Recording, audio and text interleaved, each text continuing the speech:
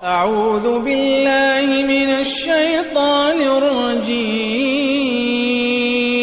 بسم الله الرحمن الرحيم. وما خلقت الجن والإنس إلا ليعبدون ما أريد منهم من رزق وما أريد أن يطعمون إن الله هو الرزاق ذو القوة المتين. پیش خدمت ہے شرح کتاب التوحید لفضیلۃ الشیخ عبداللہ ناصر رحمانی حافظہ اللہ. جی. وعن ابي هريره رضي الله عنه قال قال رسول الله صلى الله عليه وسلم لا تجعلوا بيوتكم قبورا ولا تجعلوا قبري عيدا وصلوا علي فإن صلاتكم تبلغني حيث كنتم. جناب ابو ہریرہ رضی اللہ عنہ سے راوی ہیں، فرماتے ہیں کہ رسول اللہ صلی اللہ علیہ وسلم نے ارشاد فرمایا لا تجعلوا بیوتکم قبورا، اپنے گھروں کو قبرستان نہ بناؤ، اپنے گھروں کو قبرستان نہ بناؤ. گھر قبرستان کیسے بنتے ہیں؟ کبھی وہاں نماز نہ پڑھو، قرآن کی تلاوت نہ کرو. نہیں، گھروں میں نمازیں پڑھو اور قرآن کی تلاوت کرو. فرض آ کر پڑھو مسجد میں باجماعت، اور سنتیں نوافل اپنے گھروں میں ادا کرو تاکہ گھروں میں برکت ہو. اور جس گھر میں نماز نہ پڑھی جائے وہ گھر قبرستان بن جاتا ہے. اس میں اشارہ ہے کہ قبرستان میں نماز پڑھنا ناجائز ہے، اس لیے پیغمبر علیہ السلام نے اس گھر کو قبر کہا ہے جس گھر میں نماز نہ پڑھی جائے. اسی طرح قرآن پڑھا کرو. جس گھر میں قرآن نہ پڑھا جائے وہ گھر قبر کے مانند ہے. اس میں دلیل ہے کہ قبرستان میں قرآن پڑھنے کی ممانعت ہے اور قرآن پڑھنا ناجائز ہے. دوسری بات یہ فرمائی لا تجعلوا قبری عیدا، اور میری قبر کو میلہ گاہ نہ بنانا، میری قبر کو عرس گاہ نہ بنانا کہ یہاں آ کر عرسوں کا انعقاد کرو اور میلے کا انعقاد کرو. تو یہ شرک کے دروازے آپ بند کر رہے ہیں اور جناب توحید کی حفاظت کر رہے ہیں. یعنی مرتے دم تک یہ عقیدہ اور توحید آپ بیان کرتے رہے حتیٰ کہ یہ باتیں سیاق الموت کی باتیں ہیں. فرمایا کہ وصلوا علیہ فإن صلاتکم تبلغنی حیث کنتم، اور مجھ پر کثرت سے درود پڑھو، تمہارا درود مجھ تک پہنچتا ہے. تم جہاں بھی ہو درود پڑھو گے مجھ تک پہنچے گا. یعنی یہ ضروری نہیں کہ مجھ پر درود پڑھنے کے لیے میری قبر کے پاس آؤ، آ کر زیارت کرو اور درود پڑھو. جہاں بھی ہو، مشرق میں، مغرب میں، شرق میں، جنوب میں، شمال میں، جہاں بھی ہو، میری اللہ کے فرشتے زمین بھر میں پھیلے ہوئے، اور میری امت کا جو فرد مجھ پر درود پڑھے گا فرشتے مجھ تک پہنچا دیں گے. تو جہاں بھی، چاہے قبر کے پاس آ کر پڑھو، وہ بھی فرشتے پہنچائیں گے.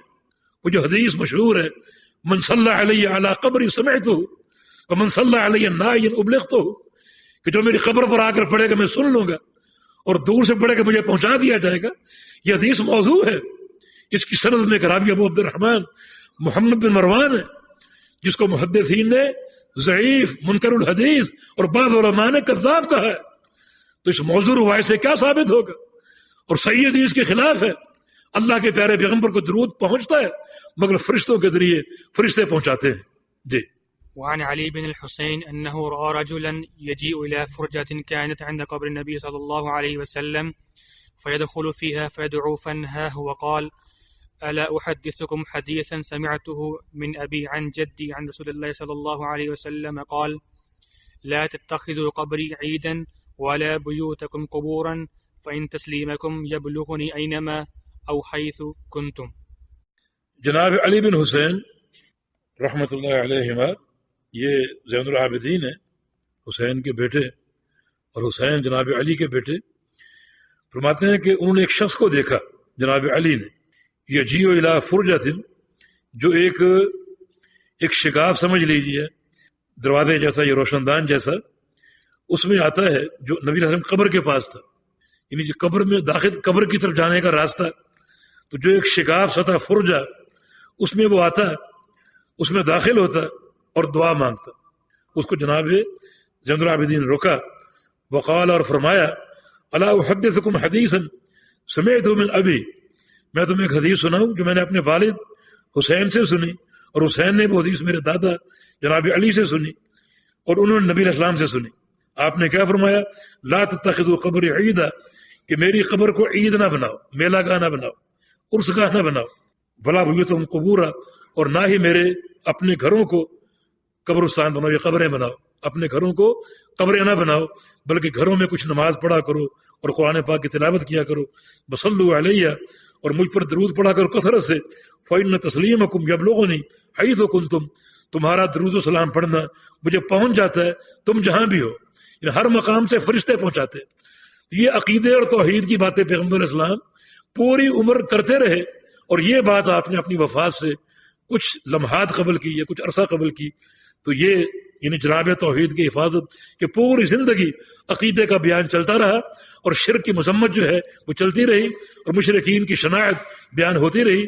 اس سے یہ بات ثابت ہوتی ہے کہ جناب محمد رسول اللہ علیہ وسلم نے کس طرح عقیدہ بیان کیا اور توحید واضح کی اور شرک کی مذمت جو ہے وہ بیان کی۔ رواف المختارہ، یہ حدیث کتاب المختارہ میں ہے۔ کتاب المختارہ اس کے مؤلف ہیں عبد الغنی مقدسی رحمہ اللہ۔ اس حدیث میں انہوں نے کوشش کی ہے صحیح احادیث کو جمع کرنے کی۔ اللہ پاک مجھے اور آپ کو توحید کی اصلاح کی اور توحید کے صحیح فہم کی توفیق عطا فرما دے، ہمارے قلوب کو خالص توحید سے معطر اور منور فرما دے، ہمارے اعمال کو اللہ تعالی توحید کے رنگ سے منور فرما دے، اور ہم کو اپنے پیارے پیغمبر کی محبت اور آپ کی سنت کی اتباع کی توفیق عطا فرما دے۔ اقول قولی ھذا واستغفر اللہ لی ولکم واخر دعوانا ان الحمد للہ رب العالمین۔ قال تعالی وتعاونوا علی البر والتقوی، بھلائی اور تقوی کے کاموں میں معاون بنے۔ ہمارے واٹس ایپ کا نمبر 0097334124647۔ ہمارے فیس بک صفحہ کا عنوان URDUEDUCLIP۔